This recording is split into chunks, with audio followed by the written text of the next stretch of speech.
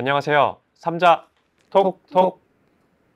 네, 여러분 벌써 이제 4월이 와서 벚꽃도 만개를 하고 날씨가 굉장히 좋아진 것 같습니다. 그만큼 주식시장도 연초부터 좀 괜찮은 모습을 보이고 있는데요. 반면에 채권은 약간 불안한 모습을 조금은 보이고 있는 것 같습니다. 그래서 이번에는 앞으로의 시장이 어떤 식으로 전개될지 차근차근 살펴보도록 하겠습니다. 네, 그러면 저희 채권을 담당하고 계신 한윤지 연구원님께 먼저 첫 번째 질문을 좀 드리고 싶은데요. 미국의 물가 예상 경로가 우리가 예상했던 것보다 조금씩 상향되는 모습을 보이고 있는 것 같아요. 그래서 앞으로 미국의 물가 경로가 어떤 식으로 흘러갈 것으로 전망을 하고 계신지 여쭤보고 싶습니다. 일단 연초부터 물가 지표나 경기 지표가 굉장히 예상치보다 높게 나오고 있어서 금리 하락세를 제한하고 있는 것 같습니다. 지금 미국 10년물 기준으로 4.3을 다시 상회하면서 금리 올해 내려가지 않는 거 아니냐는 우려가 불거지고 있는 것 같습니다. 그래서 물가 경로를 재점검을 해봤고요. 일단 최근에 물가 상승세가 높게 나왔던 이유는 유가가 계속 올랐고 또 서비스 물가가 내려가지 않았기 때문입니다. 때문에 지금 CPI가 2개월 연속 예상치를 상회했고요. 저희가 기존에 예상했던 경로보다 약 0.3%포인트 정도 상향된 경로로 진행 중인 것 같습니다. 3월에도 작년 3월 CPI가 낮았기 때문에 그 기저효과와 유가 상승 영향으로 상승 압력이 어느 정도 지속될 수 있을 것 같고요. 그래서 저희는 상반기 중에는 금리 변동성이 좀 확대될 수 있을 것이라고 보고 있습니다. 다만 연준이 통화정책 결정에 참고를 하고 있는 근원 PC, 그러니까 근원 개인 소비 지출 물가 같은 경우에는 기존에 전망했던 것 대비 한 0.1%포인트만 상향되고 있습니다. 전망 경로를 아예 수정할 수준은 아니라고 판단을 해서 기존 전망을 유지를 하고 때문에 연말에 2.7%까지 갈 것이라고 예상을 해서 저희는 연준이 올해 3차례 기준금리 인하할 것이다 라는 뷰를 유지합니다. 네, 연구원님께서 이제 올해 미국 기준금리가 3차례 인하할 것이라는 전망은 여전히 유효하다라고 말씀을 해주셨는데요. 그럼 연말까지 미국 10년물 국채금리, 시장금리는 어디까지 내려갈 거라고 보시나요? 일단 지금 10년 금리는 약 1년 뒤에 예상되는 기준금리와 굉장히 비슷한 경로로 움직이고 있습니다. 차트를 보시면 10년 금리가 1년 뒤 예상 기준금리를 소폭 하회하는 모습을 보실 수 있는데요. 네, 이 1년 뒤 예상 기준금리라고 하는 것은 선도시장에 반영된 금리인데요. 선도시장의 참가자들이 실제로 1년 뒤에 이 정도 가격의 기준금리를 살 수 있다라고 베팅하는 가격입니다. 지금 현재 선도시장 기준으로 약 4.4 정도 시장 참가자들이 예측을 하고 있고 10년 금리도 이에 따라서 약 4.3에서 4.4 사이를 움직이고 있는 것 같습니다.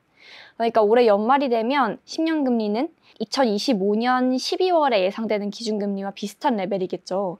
저희는 2025년 말 기준금리를 약 3% 중후반 정도로 보고 있기 때문에 10년 금리도 약 3.7%까지는 내려갈 수 있다라고 보고 있습니다. 지금 10년 금리가 약 4.3이고 연말까지 0.6 정도 빠진다고 예상이 되기 때문에 10년 국채 듀레이션인 7을 0.6에 곱한 수치인 약 4% 정도가 연말까지의 10년 채권 기대 수익률이라고 보시면 될 것 같습니다. 네, 미국과 같은 선진국 대열에 들어가 있는 일본 같은 경우에는 지금 완전 상반된 모습을 보이고 있잖아요. 최근에 이제 통화 정책을 전환하면서 미국은 이제 기준금리 인하를 언제 할지 점치고 있는데 일본은 기준금리를 인상을 했단 말이에요. 이 일본의 통화 정책 변화에 있어서 어떤 시사점이 있는지 궁금합니다. 네, 일단 일본은 마이너스 기준금리를 굉장히 오랜 기간 유지를 했습니다. 코로나 기간에도 유지했고 여러 선진국들이 기준금리를 인상할 때도 유지를 했는데 일본은 이제야 물가 상승이 막 시작되는 국면이라서 마이너스 기준금리를 인상을 해서 마이너스 금리를 폐지를 했고요. 일본은 다른 선진국과는 달리 초단기 금리인 기준금리만 조정하는 게 아니라 장기금리인 10년 금리도 조정을 해서 단기와 장기 금리의 커브까지 같이 조절하는 정책을 쓰고 있었는데 10년 금리를 제한하는 정책도 폐지를 하면서 장기 금리 상승을 용인하는 방식으로 바꿨습니다.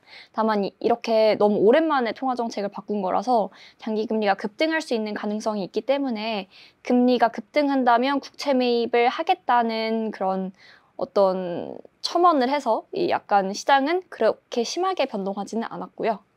이에 따른 주식시장 영향은 저희 김영래 팀장님께서 네.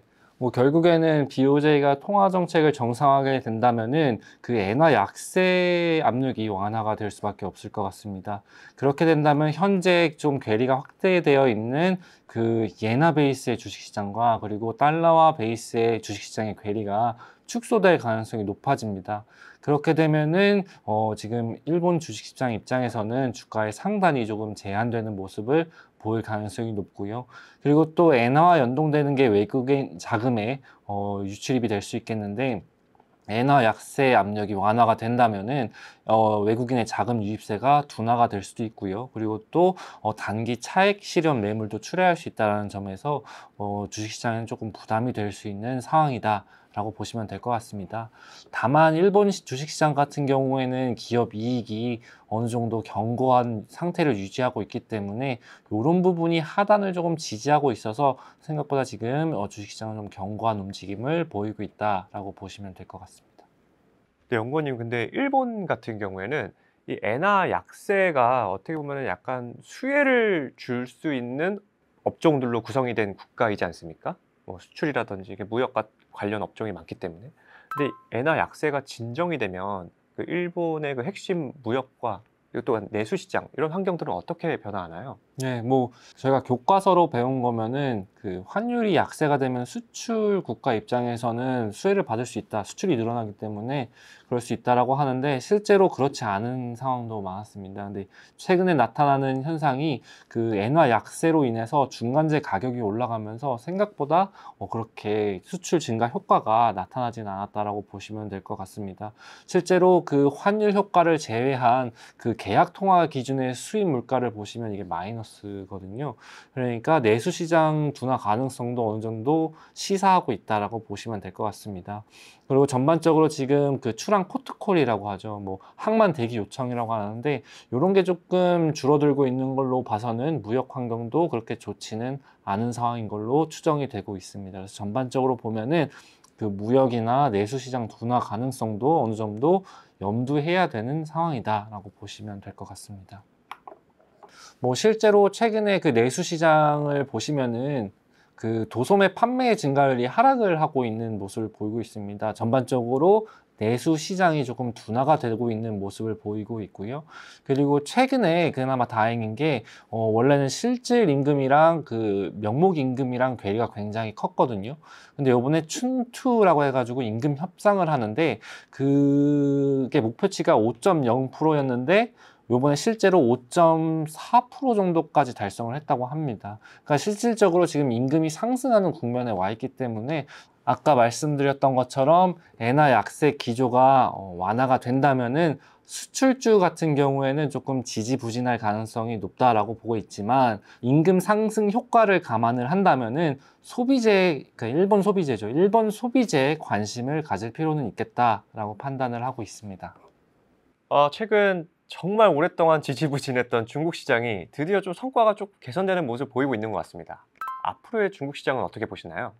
네, 지금 업계에서도 중국 주식시장이 바텀을 치고 올라가는 거 아니냐라는 얘기가 많습니다. 뭐 개선이 뭔가 됐으면 당연히 맞다라고 보고 있는데 최근 그 수익률을 분해를 해보면은 이거를 이익과 밸류에이션으로 나눌 수 있는데 이익 기여도 같은 경우에는 마이너스를 기록하고 있고요. 밸류에이션 기여도가 이제 주가 상승 효과를 나타내고 있는데 지금 중국 주식시장은 싸니까 들어간다는 얘기입니다. 그러니까 저가 매수에 의해서 주식시장이 간 거다라고 보시면 될 것 같고요.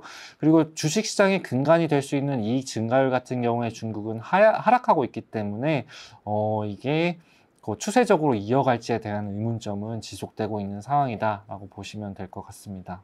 지금 연구원님께서 중국 시장 같은 경우는 이제 저가 매수세 덕분에 약간 좀 상승을 한 거고 실질적인 그런 개선세는 뚜렷하게 나타나지 않고 있다라고 말씀을 주셨는데 근데 중국 인민은행 같은 경우에는 완화적인 스탠스를 계속 지금 유지를 하고 있단 말이에요. 기본적으로 중앙은행이 완화적인 스탠스를 유지한다는 것은 시장에 유동성을 공급한다는 얘기 아니겠습니까? 근데 이게 중국을 대표하는 유동성 지표가 이제 신용자극 지수가 있겠는데요. 이게 지금 마이너스를 기록을 했습니다. 그러니까 지금 중앙은행이 완화적인 스탠스를 유지함에도 불구하고 지금 시장의 유동성 공급이 좀 효과가 가시화되고 있지 않다는 얘기일 수 있겠습니다. 근데 저희가 2024년 중국 시장을 전망을 할 때 두 가지 중요한 요인이 있다고 말씀을 드렸는데, 하나는 유동성과 두 번째는 부동산입니다. 근데 지금 유동성 같은 경우에는 생각보다 좋아지고 있지 않기 때문에 이게 조금 주식시장에는 부담스러운 요인 중에 하나다라고 보시면 될 것 같습니다. 그 유동성과 부동산이 두 가지 중요한 요소 중에 유동성은 썩 효과가 지금 없어 보인다라고 말씀을 해주셨는데 부동산은 어떤가요? 부동산에서도 여러 가지 지표가 있지 않습니까? 근데 저희가 보는 지표는 이제 부동산 판매 증가율과 투자 증가율인데요. 보통 그 중앙은행에서 완화적인 스탠스를 하면은 둘 중에 하나는 올라가거든요. 지금 중국 부동산 같은 경우에는 투자나 판매 증가율 같은 경우에 지속적으로 하락을 하고 있기 때문에 그렇게 빠르게 개선이 되고 있지는 않는 모습입니다. 전반적으로 중국 인들의 저축 성향 자체가 예전에는 소비를 했었는데 지금은 그 소비 성향이 조금 약화가 되고 저축을 많이 해가고 있는 상황이기 때문에 이게 해소가 되지 않는다면은 부동산 시장 둔화세도 한동안 이어질 가능성이 높다라고 판단을 하고 있고요. 부동산 개발사 쪽에서 계속 이슈가 나타나고 있지 않습니까? 최근에 디폴트를 선언한 컨트리 가든이 있는데 이게 주요 프로젝트들이 이제 3선 도시의 질비해 있습니다. 그래서 3선 부동산이 굉장히 망가지다 보니까 이 그 개발사도 디폴트를 선언한 건데, 그 다음으로 이제 조금 언급이 되고 있는 게 뭐 보리 부동산이나 반케가 있습니다. 근데 얘네 같은 경우에는 주요 부동산 프로젝트가 1선과 2선에 있기 때문에 상대적으로 조금 안정적이다라고 보고 있고요. 뭐 물론 얘네 같은 경우에는 정부에서 어느 정도 지분을 가지고 있기 때문에 1선이나 2선에서 문제가 생기면은 지원이 갈 걸로 보입니다. 그래서 지금 부동산 공급 쪽에서 이슈는 있으나 생각보다 그렇게 강하지는 않은 상황이다 정도로 보시면 될 것 같습니다. 정리를 해보자면 저희가 보는 두 지표가 유동성과 부동산인데, 유동성 같은 경우에는 중앙은행에서 지속적으로 완화적인 스탠스를 유지하고 있음에도 불구하고 시장에서는 그 효과가 가시화되고 있지 않은 상황이고요. 부동산 같은 경우에서도 투자나 그 판매 증가율이 반등할 기미가 보이지 않고 있기 때문에 두 요인 다 주식시장에 조금 부담스러운 요인으로 작용을 하고 있습니다. 그래서 저희가 저번 달에는 중국 주식시장에 대해서 중립 의견을 드렸는데, 이번에는 약간 비중 축소 의견으로 하향 조정을 했다라고 보시면 될 것 같습니다. 네, 미국과 일본 그리고 중국까지 돌아서 한국으로 돌아오겠습니다. 한국의 물가 경로는 어떤가요? 네, 일단 한국의 물가 목표도 미국과 마찬가지로 2%임을 잘 알고 계실 것입니다. 올해 1월까지는 소비자 물가 상승률이 2%대 후반으로 하락을 했었는데요.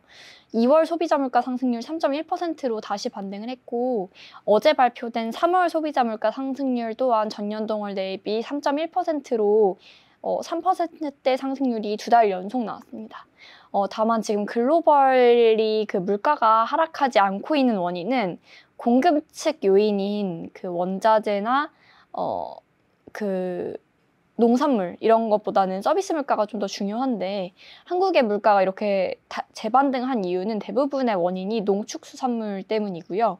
이번에도 그 신선 과일의 물가가 전년 동월 대비 40% 넘게 오르면서 물가 상승률을 주도했다고 보시면 될 것 같습니다. 다만 이 경기와 연관돼 있는 서비스업 물가 같은 경우에는 계속해서 둔화세가 이어지고 있어서 저희는 물가 경로가 상반기에 조금 상향됐지만 하반기에는 다시 둔화될 수 있다라고 보고 있고요. 하반기에는 작년 하반기에 기저효과까지 있으니까요. 그래서 한은도 만약에 연준이 6월에 인하를 시작한다면 7월에는 인하를 동참할 수 있을 것 같다라고 예상을 하고 있습니다. 네, 마지막으로 한국 국채 시장에서 외국인의 매도세가 좀 돋보인다라는 얘기를 좀 들었던 것 같은데 국채 시장 수요는 괜찮은가요? 3월에 투자 주체별로 국채 순매수를 보면 그 여러 가지 주체가 있는데 그 중에서도 외국인이 한국 국고채를 순매도했다라는 데이터를 확인하실 수 있습니다. 다만 이 같이 보셔야 되는 게 외국인이 보유하고 있는 원화채의 듀레이션을 함께 보셔야 합니다. 이 듀레이션이라는 거는 외국인이 보유한 한국 국채의 잔존 만기가 얼마나 기냐를 보여주는 지표인데요. 그림에서 보시면 아시다시피 파란색으로 표시된 원화채 보유 잔고는 줄어서 순매도를 보이고 있지만 듀레이션은 늘었는데요. 외국인이 단기채는 매도하고 장기채를 매수하면서 장기채 중심으로는 아직 매수를 하고 있다라고 해석을 하시면 될 것 같고요. 하반기에 WGBI라고 해서 세계 채권 지수에 한국 국고채가 편입을 앞두고 있는데 작년부터 계속 불발되었지만 이번 하반기에는 기대가 높은 편이고요. 이 WGBI를 추종하는 ETF나 펀드 같은 것들이 생기면 WGBI의 평균 만기가 비슷한 채권들의 수요가 굉장히 올라갈 것 같습니다. 그 WGBI 인덱스의 평균 만기는 약 9.67년 정도로 굉장히 높게 유지되고 있기 때문에 중장기채 위주로 외국인 수요가 이어질 것 같다고 보고 있고요. 저희 지금 한국 국채 10년 금리가 약 3.4% 정도인데 연말까지 가면 약 3% 정도까지는 내려갈 수 있지 않나라고 전망을 하고 있습니다. 네, 오늘 이렇게 여러 국가에 걸쳐서 시장 전망에 대해서 살펴보았는데요. 여러분들의 투자 판단에 참고가 되시길 바라겠습니다. 그럼 여기서 인사드리겠습니다. 삼자 톡톡